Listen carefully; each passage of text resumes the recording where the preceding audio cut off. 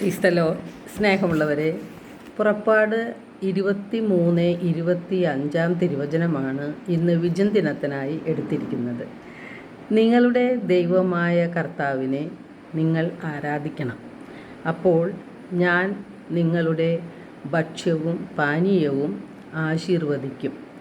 നിങ്ങളുടെ ഇടയിൽ നിന്ന് രോഗം നിർമാർജനം ചെയ്യും. നമ്മുടെ ജീവിതത്തിൽ ഒന്നാം സ്ഥാനം നാം കൊടുക്കേണ്ടത് ദൈവത്തിനാണ്.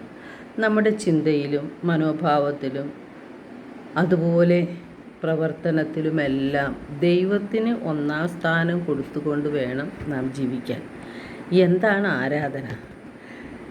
ആരാധിക്കുക എന്ന് പറഞ്ഞാൽ ദൈവത്തിന് മഹത്വം കൊടുക്കുക എന്നാണ് അർത്ഥം. ദൈവത്തിൽ ആഴത്തിലുള്ള വിശ്വാസമുള്ളവർക്കാണ് ദൈവത്തെ ആത്മാർത്ഥമായി ആരാധിക്കാൻ സാധിക്കുകയുള്ളൂ. വിശ്വാസമില്ലാത്തവന് ദൈവത്തെ ആരാധിക്കുവാനോ ദൈവത്തെ സ്തുതിക്കുവാനോ സാധിക്കുകയില്ല. നാം ആരാധിക്കുമ്പോൾ ദൈവം നമ്മോട് കരുണ കാണിക്കുകയാണ്. നമ്മുടെ ജീവിതം ഐശ്വര്യപൂർണ്ണമാകുന്നത് എങ്ങനെയാണ്? യോഹന്നാൻ്റെ സുവിശേഷം 4-ാം അധ്യായം 23-24 തിരുവചനങ്ങളിലൂടെ യേശു സമറിയക്കാരിയോട് പറഞ്ഞു, യഥാർത്ഥ ആരാധകർ ആത്മാവിലും സത്യത്തിലും പിതാവിനെ ആരാധിക്കുന്ന സമയം വരുന്നു. അല്ല, അത് ഇപ്പോൾ തന്നെയാണ്. യഥാർത്ഥത്തിൽ അങ്ങനെയുള്ള ആരാധകരെ തന്നെയാണ് പിതാവ് അന്വേഷിക്കുന്നതും. ദൈവം ആത്മാവാണ്. അവിടുത്തെ ആരാധിക്കുന്നവർ ആത്മാവിലും സത്യത്തിലുമാണ് ആരാധിക്കേണ്ടത്. ദൈവം ആത്മാവാണ്. ദൈവത്തിൻ്റെ വചനം സത്യവുമാണ്. യോഹന്നാൻ 14:6 യേശു പറയുന്നുണ്ട്, വഴിയും സത്യവും ജീവനും ഞാനാണ്. എന്നിലൂടെ അല്ലാതെ ആരും പിതാവിൻ്റെ പക്കലേക്ക് എത്തിച്ചേരുന്നില്ല. അപ്പോൾ നിത്യതയിലേക്കുള്ള ഏക മാർഗം യേശുക്രിസ്തുവാണ്. അതുകൊണ്ടാണ് യേശു പറഞ്ഞത്, വഴിയും സത്യവും ജീവനും ഞാനാണ്. പിതാവിൻ്റെ പക്കലേക്ക് എത്തിച്ചേരാനുള്ള മാർഗവും ഞാൻ തന്നെയാണ്. യേശുവിലൂടെയാണ് നാം പിതാവായ ദൈവത്തിൻ്റെ പക്കൽ എത്തിച്ചേരുന്നത്. നാം ദൈവത്തെ ആരാധിക്കുമ്പോൾ നമ്മിൽ എന്തെല്ലാം മാറ്റങ്ങളാണ് ഉണ്ടാകുന്നത്? അത് നാം അറിഞ്ഞിരിക്കണം. നാം പരിശുദ്ധാത്മാവിനാൽ നയിക്കപ്പെടും, പരിശുദ്ധാത്മാവിനാൽ നിറയപ്പെടും. നമ്മുടെ ബന്ധനങ്ങളും കെട്ടുകളും അഴിയും.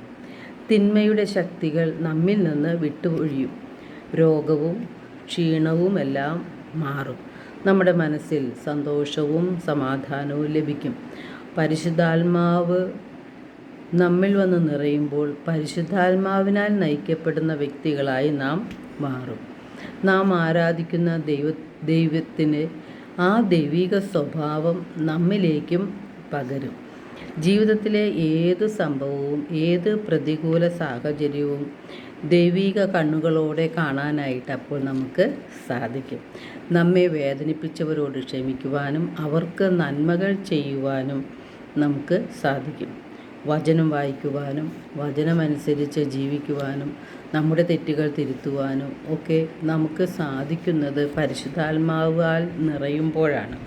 നമ്മുടെ ജീവിതത്തിലെ തെറ്റുകൾ തിരുത്താൻ അല്ലെങ്കിൽ തെറ്റുകൾ അംഗീകരിക്കുവാനും തിരുത്തുവാനും പശ്ചാത്തപിക്കുവാനും മാനസാന്തരപ്പെടുവാനും പുതിയ ഒരു വ്യക്തിയായി മാറുവാനും കഴിയുന്നത് പരിശുദ്ധാത്മാവിനാൽ നാം നിറയുമ്പോഴാണ്. പാപത്തെയും പാപസാഹചര്യങ്ങളെയും ഉപേക്ഷിച്ചുകൊണ്ട് ജീവിതത്തിൽ ഒന്നാം സ്ഥാനം ദൈവത്തിന് കൊടുത്തുകൊണ്ട് നാം ജീവിക്കുന്നതാണ് യഥാർത്ഥത്തിലുള്ള ആരാധന. നാം ബലിയർപ്പിച്ച് ദൈവത്തെ ആരാധിക്കുമ്പോൾ നമ്മുടെ ജീവിതം ഐശ്വര്യപൂർണ്ണമാകും. നമ്മുടെ ജീവിതം ഐശ്വര്യമാകാത്തത് എന്തുകൊണ്ടാണ്? വിശുദ്ധ കുർബാനയിൽ സമർപ്പിക്കപ്പെടുന്നതെല്ലാം ദൈവം ഏറ്റെടുക്കും. ആ വിശ്വാസം നമുക്കില്ല. നമ്മുടെ ദുഃഖവും ആഗ്രഹങ്ങളും പ്രയാസങ്ങളും ദൈവത്തിന് നാം സമർപ്പിക്കണം. എന്നാൽ പലപ്പോഴും നമുക്ക് പറ്റുന്നത് നമ്മുടെ സങ്കടവും ദുഃഖങ്ങളും പ്രതിസന്ധി ഘട്ടങ്ങളും എല്ലാ ദുഃഖഭാരങ്ങളും നാം നമ്മുടെ കരങ്ങളിൽ തന്നെയാണ് വയ്ക്കുന്നത്. ദൈവത്തിന് സമർപ്പിക്കുന്നില്ല. അവയെല്ലാം നമ്മുടെ ഹൃദയത്തിൽ തന്നെ നാം സൂക്ഷിക്കുമ്പോൾ നമ്മുടെ ഹൃദയത്തിൽ ഭാരം വർദ്ധിക്കും. നമ്മുടെ ജീവിതം ഏറ്റവും കൂടുതൽ പ്രയാസമുള്ളതായി മാറുകയും ചെയ്യും. എന്നാൽ നമ്മുടെ എല്ലാ പ്രയാസങ്ങളെയും ദൈവത്തിന് സമർപ്പിക്കുമ്പോൾ ആ ദുഃഖങ്ങളും പ്രയാസങ്ങളും ദൈവം ഏറ്റെടുത്തുകൊണ്ട് നമ്മുടെ ഭാരം ലഘുവായി മാറും. യേശു പറയുന്നുണ്ട്, അധ്വാനിക്കുന്നവരും ഭാരം വഹിക്കുന്നവരുമായ നിങ്ങളെല്ലാവരും എൻ്റെ അടുക്കൽ വരുവിൻ, ഞാൻ നിങ്ങളെ ആശ്വസിപ്പിക്കാമെന്ന്. പക്ഷേ നമുക്ക് ആഴത്തിലുള്ള വിശ്വാസം ദൈവത്തിൽ ഇല്ലാത്തത് കൊണ്ടാണ് നാം പലപ്പോഴും ഭാരമെല്ലാം നമ്മുടെ തലയിൽ തന്നെ വെച്ച് നാം പള്ളിയിൽ നിന്നും അല്ലെങ്കിൽ പ്രാർത്ഥനാലയത്തിൽ നിന്നും തിരിച്ചു പോരുന്നത്. മത്തായി 6:33 യേശു പറയുന്നുണ്ട്, നിങ്ങൾ ആദ്യം അവിടുത്തെ രാജ്യവും അവിടുത്തെ നീതിയും അന്വേഷിക്കുവിൻ, ബാക്കിയെല്ലാം നിങ്ങൾക്ക് അതോടൊപ്പം നൽകപ്പെടും. എല്ലാവർക്കും ഒരു നല്ല ദിനം ആശംസിക്കുന്നു. ദൈവം നമ്മെ ഓരോരുത്തരെയും സമൃദ്ധമായി അനുഗ്രഹിക്കട്ടെ.